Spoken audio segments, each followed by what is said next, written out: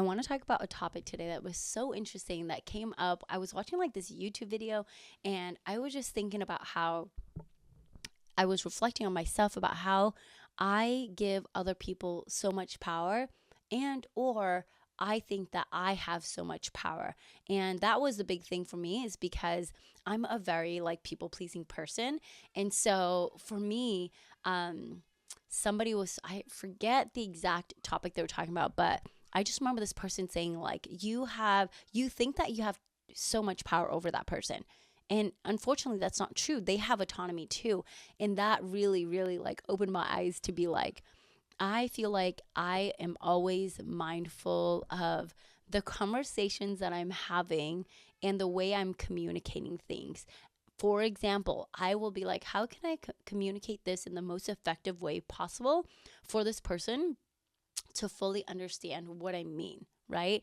And I think that when I think that way, it's helpful, sure, but also too, I'm almost doing it in a way to control the conversation, right? Instead of just saying, I'm going to communicate in the best way possible, but they also have full authority and autonomy over how they perceive what I'm saying.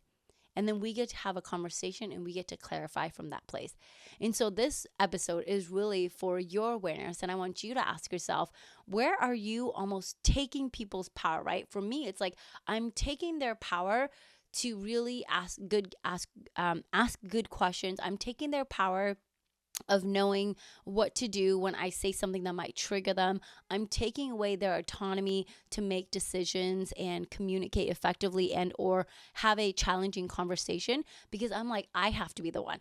I have to be the one that communicates effectively. I have to be the one that knows what to say and how to say it and when to say it. It's like I have to be the one. Versus it's like, no, I'm going to do my best because my heart, it has the right intentions. That's it. In fact, I have had a conversation that I've wanted to have with somebody for almost a month now. And I'm like, okay, I need to go see like my spiritual director and my care pastor and my therapist and my life coach. And then I will know how to perfectly explain this specific thing that I want to explain.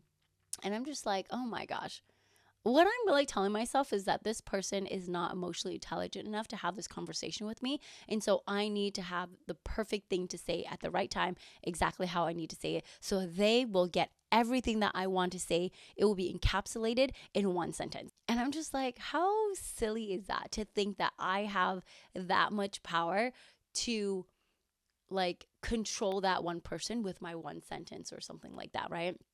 And I thought about how, like, what if I just release that control back to them? One, I wouldn't have spent a month. I would just been like, hey, you know what? This is what I want to say, and this is how I'm going to say it. And my heart intentions are pure.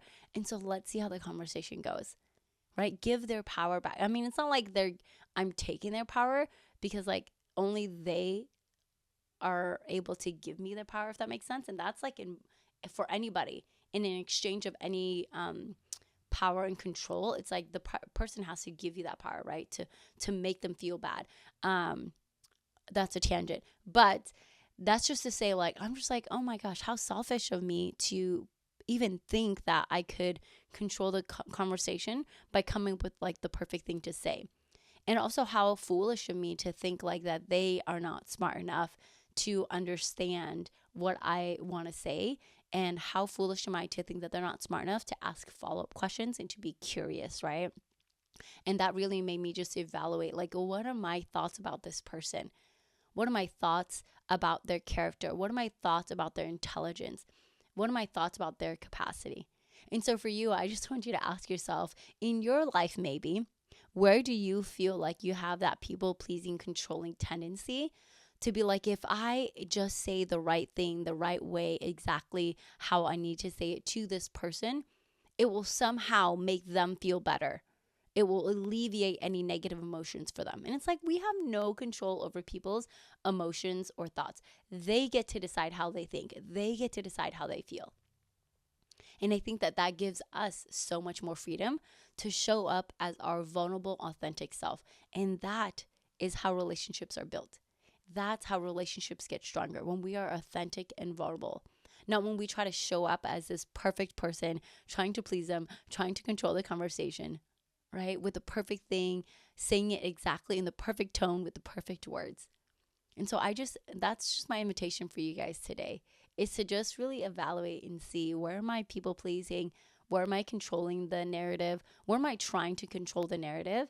And how much freedom could you have if you just decided, I have pure heart intentions and I'm going to go have this conversation with the best intentions possible. And then let's see what happens. And let's have the conversation from that place where they also have full autonomy to show up to that conversation as fully themselves as well.